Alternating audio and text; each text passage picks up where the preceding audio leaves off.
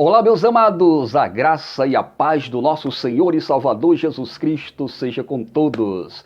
Que alegria, aqui estamos mais uma vez para estudarmos a palavra do nosso Deus. Nós queremos desde já agradecer pela sua companhia, agradecer pois você tem nos acompanhado nesses trabalhos, nessas lives, tem comentado os nossos estudos. Muito obrigado. Queremos neste momento orar ao nosso Deus. Nós vamos orar, depois estaremos ouvindo um belo louvor e estaremos vendo uma mensagem maravilhosa neste dia, nesta manhã. Então fique atento, vamos estar orando? Senhor Deus, eterno Pai, Altíssimo Senhor, toda honra, toda glória seja dada a Ti. Ó Deus amado, nesta manhã que aqui estamos, rogamos a direção do Teu Santo Espírito para nossas vidas e que Tu, ó Deus, fale aos nossos corações conforme o Teu querer, conforme Tua vontade. Abençoa cada um que nos assiste nesta live. Ser com Teus filhos. Tu sabes, ó Deus, a dificuldade, a luta que cada um enfrenta. Tu és um Deus fiel, um Deus que tudo pode, que tudo vê. Entregamos em Tuas mãos e desde já Te agradecemos no nome de Jesus. Amém. Nós vamos ouvir este louvor e já voltamos com a mensagem desta manhã.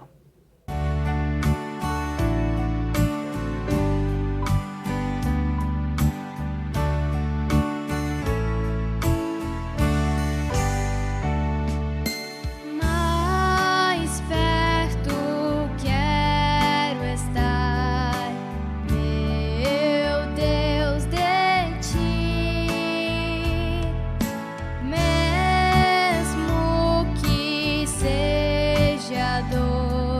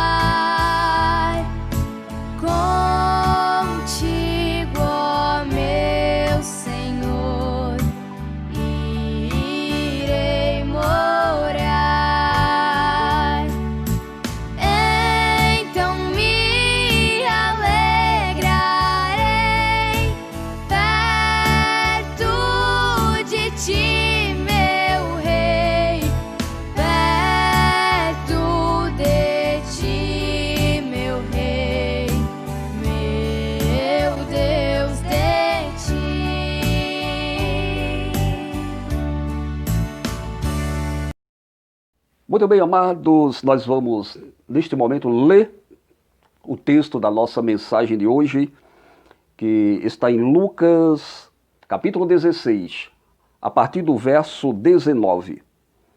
Lucas 16, verso 19, leremos até o verso 31. Ora, havia certo homem rico, que se vestia de púrpura e de linho finíssimo, e que todos os dias se regalava esplendidamente.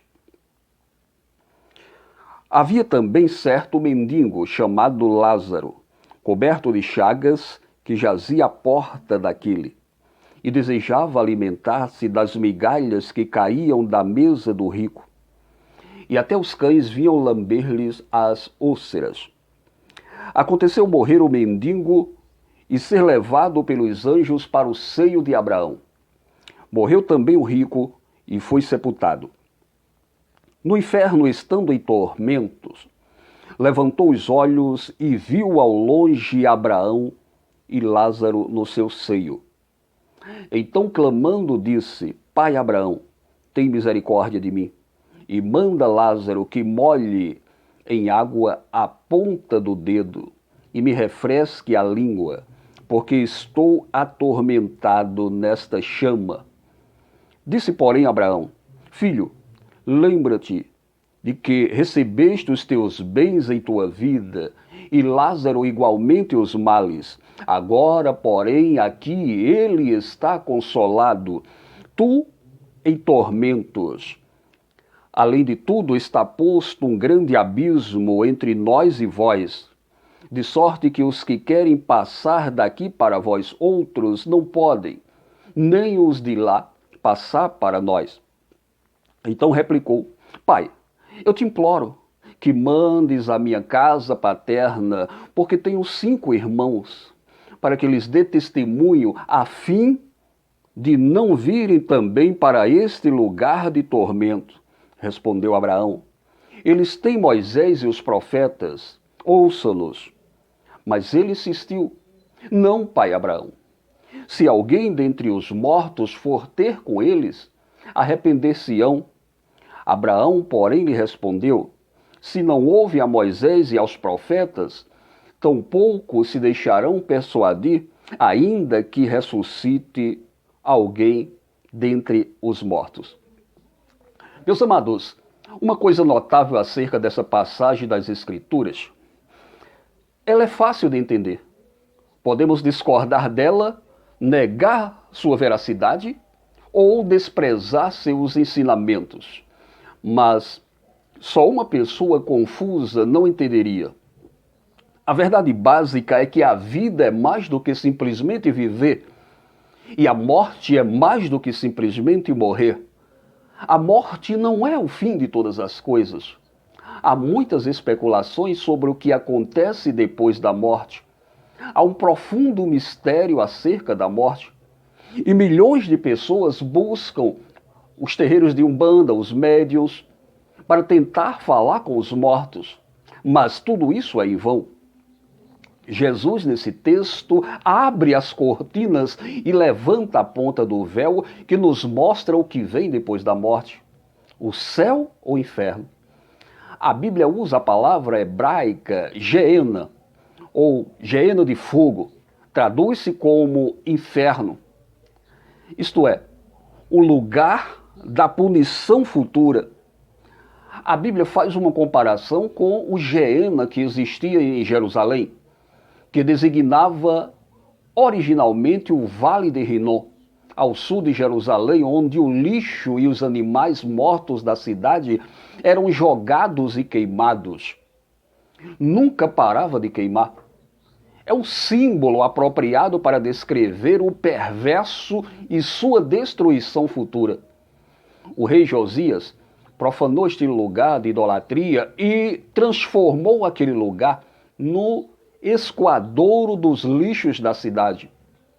E ali o bicho roía dia e noite e o fogo era inextinguível. E é uma figura apropriada do inferno. Os homens não gostam da doutrina do inferno pois fala de um lugar de tormento eterno. É um lugar de trevas, de choro, de ranger de dentes, um lugar onde o fogo não se apaga. É um lugar de lembranças das oportunidades perdidas. É um lugar de remorsos acusador. É um lugar de separação eterna de Deus. O homem sempre quis apagar as chamas do inferno. Sempre quis anular a doutrina. Tentam fazer isso de várias formas. Primeiro, negando que haja uma coisa chamada pecado. Porque se não há pecado, não há necessidade de castigo para ele, nem necessidade de um Salvador. Mas o pecado acontece 24 horas por dia. Crimes, assaltos, mentiras, subornos. Tentam negar a doutrina, segundo, achando que se existe o inferno, ele é aqui na terra mesmo, dizem os homens, que é o que nós estamos vivendo conforme eles falam. Mas no inferno não vai ter igreja, não vai ter Bíblia, não vai ter música, louvor, alegria, vida, amor, arrependimento, flores, água. Nem os filhos de Deus estarão. Terceiro, negam essa doutrina afirmando que existe uma reencarnação. Mas nós sabemos que isto não existe, porque a Bíblia diz que ao homem está ordenado morrer uma só vez, depois disso segue-se o juízo. Hebreus 9, 27. Tentam negar a doutrina do inferno, em quarto lugar, afirmando que existe um purgatório, onde nós iremos purgar nossos pecados depois que morrermos. Mas sabemos que isso não existe base na Bíblia. Quinto, tentam negar a doutrina do inferno, afirmando que existe o sono da alma ou a aniquilação, ou seja, que quando você morre, você fica inconsciente ou que você é aniquilado caso seja um ímpio. Também não há base na Bíblia para isso. Outros negam a doutrina do inferno, afirmando que Deus é bom demais para punir alguém e que nós não precisamos nos preocupar com o além. Já outros andam tão ocupados que não têm tempo para pensar nas coisas eternas. Aprisionam a alma nas grades das atividades. Todavia, estas respostas a esses subterfúgios nem sempre aquietam a nossa voz interior. Nem a incredulidade, nem o desprezo pode apagar as chamas do inferno. Elas permanecem para sempre. A ira de Deus contra o pecado deve ser satisfeita em algum lugar, algum dia, de alguma forma. Quem mais falou sobre o inferno foi o próprio Jesus. E eu quero mostrar agora o primeiro ato, o lado terrestre da vida, o que acontece nesse lado da morte. Vamos ver primeiro aqui o homem rico da nossa passagem. No primeiro ato, tudo na vida deste homem rico era só beleza. Havia uma mansão, tinha servos e servas, o mobiliário de sua casa era luxuoso, carruagens do último tipo, vivia na opulência e no prazer, vestia-se com púrpura, banquetes, festas, músicas, vivia para si mesmo. Todos os dias se regalava esplendidamente. Era religioso, pois conhecia Abraão e o chamava de pai. Não é o rico aqui acusado de crimes horrendos. Não é taxado de caluniador, fraudulento, assassino, adúltero, ébrio, imoral. Mas também não tinha tempo para Deus, não tinha tempo para o necessitado à sua porta. Seu Deus era o dinheiro, sua vida é narcisista. Vivia para si mesmo. Seu negócio era o hedonismo. Seu problema não era a riqueza, mas a riqueza sem Deus. Tudo corria bem até que um dia ele morreu. Ele ficou doente e morreu. E que funeral! Todos os parentes estavam lá. Amigos, autoridades da cidade foram dar o último adeus ao ilustre cidadão. Políticos discursam ali ao lado do caixão, elogios sendo tecidos ao morto. Havia flores por toda parte. A urna mortuária era toda enfeitada, cheia de riquezas. Foi o funeral cheio de pompa, a cerimônia religiosa pomposa. Agora todos dizem, descansou. Ah, não se esqueçam. Esse é apenas um lado da história. Há muito mais. Vamos voltar agora para a outra personagem do primeiro ato. O pobre homem Lázaro, que está em Lucas 16, nos versos 20 e 21. Não gostamos de ficar observando esta cena? Basta saber que um dia o mendigo também acabou morrendo. Ele não tinha amigos, nem cortejo, nem flores, nem hinos, nem cerimônias fúnebres, pois ninguém se importava com ele. Não sabemos ao certo o que fizeram com o corpo do mendigo. Do que sabemos é acerca dos cães do Oriente. Podemos até afirmar que eles foram os seus agentes funerários, o seu cortejo e a sua sepultura. Com um estremecimento de nojo, nos afastamos dizendo, que tragédia. Mas aqui nós vemos apenas um lado da história também. Agora Jesus levanta a ponta do véu e mostra que a vida depois da morte é real. Mostra que a sepultura não é o seu ponto final. Agora vamos ao segundo ato que acontece depois da morte. No primeiro ato, do lado terrestre de suas vidas, um deles era extremamente rico e o outro extremamente pobre.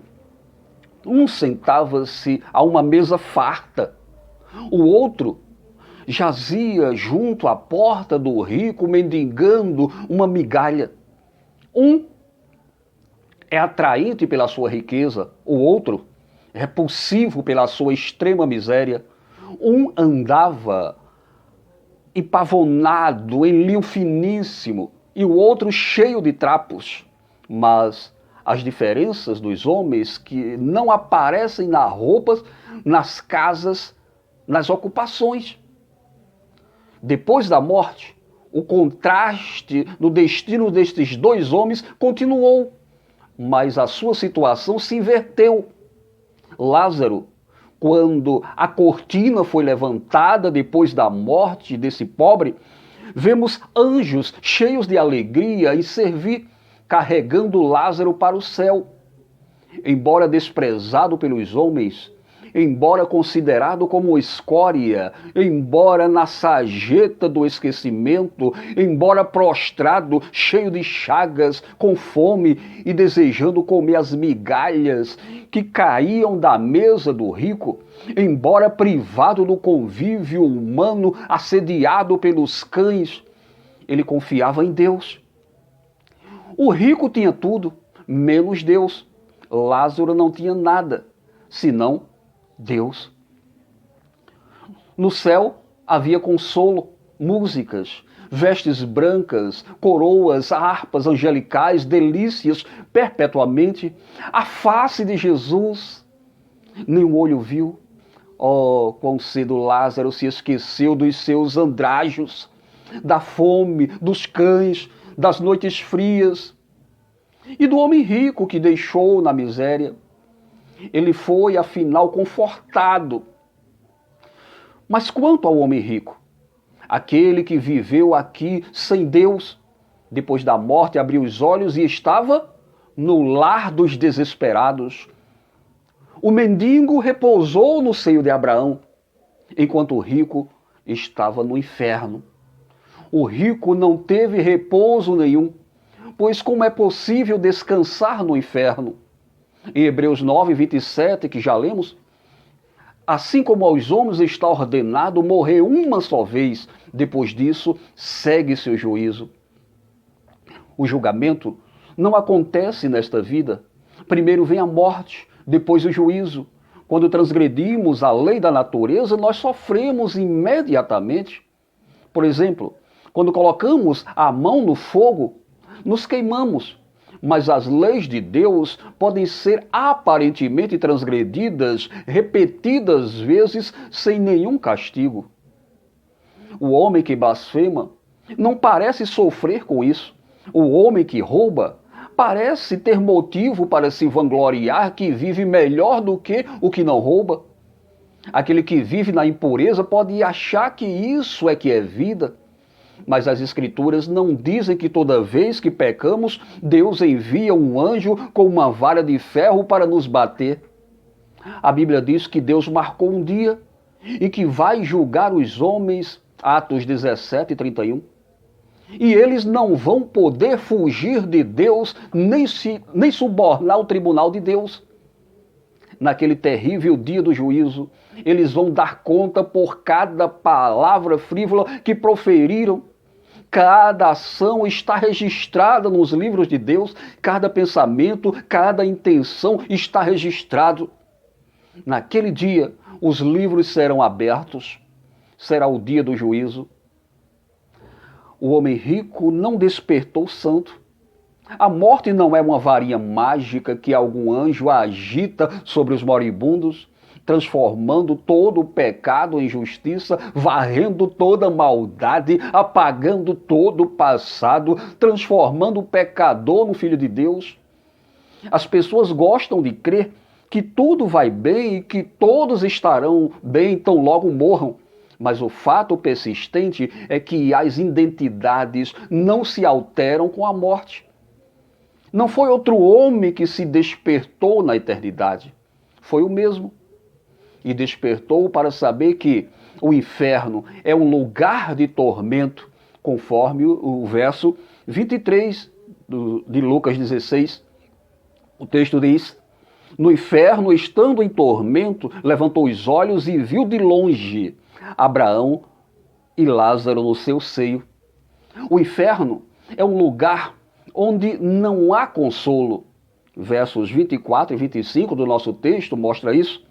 O inferno é um lugar de onde não se pode sair, conforme o versículo 26 do nosso texto, que diz: além de tudo está posto um grande abismo entre nós e vós, de sorte que os que querem passar daqui para vós outros não podem, nem os de lá passar para nós. O inferno é um lugar onde o pedido de socorro não é atendido. O versículo 27 diz isso.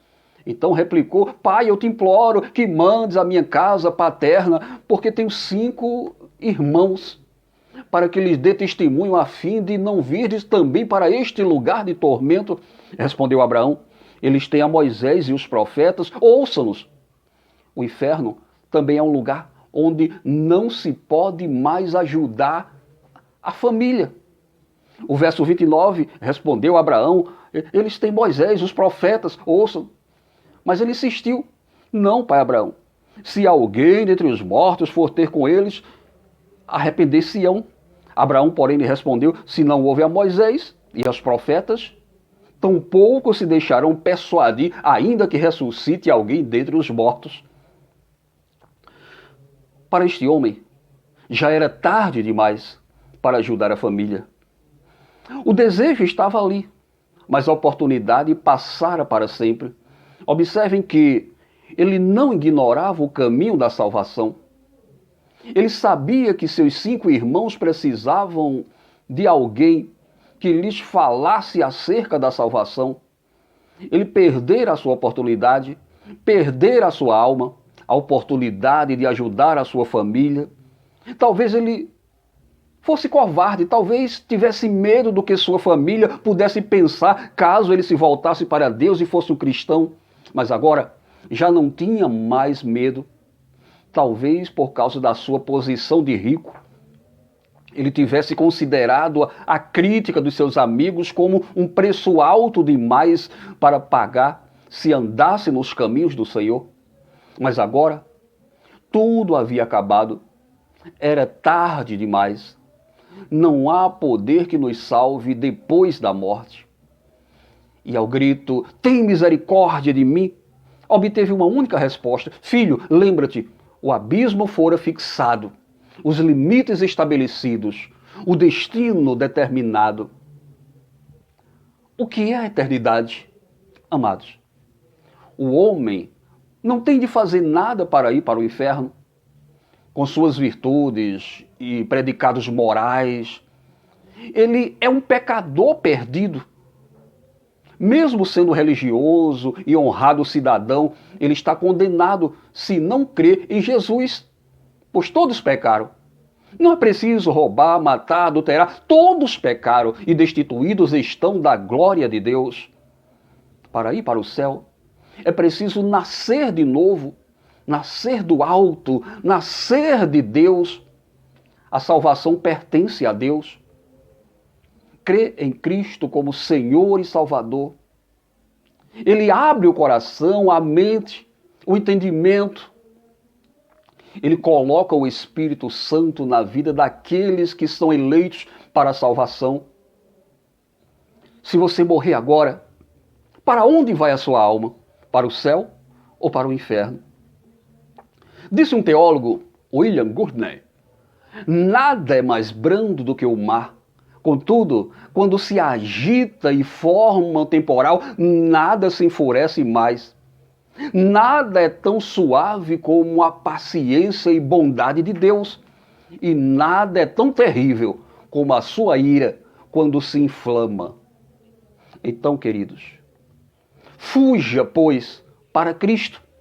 Fuja da ira futura. Mateus 3, versículo 7. Antes que seja tarde demais. Nós rogamos com todo empenho. Não pense que esta mensagem tem em vista outra pessoa. É para você que está nos ouvindo. Não fique satisfeito em pensar que você já fugiu para Cristo. Obtenha certeza disso. Rogue ao Senhor que sonde seu coração e te revele que tu és. Pois o erro ou engano será fatal e eterno.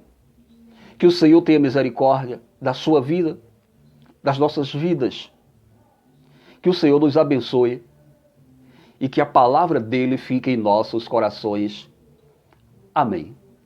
Vamos orar neste momento. Bendito Deus eterno, soberano Pai.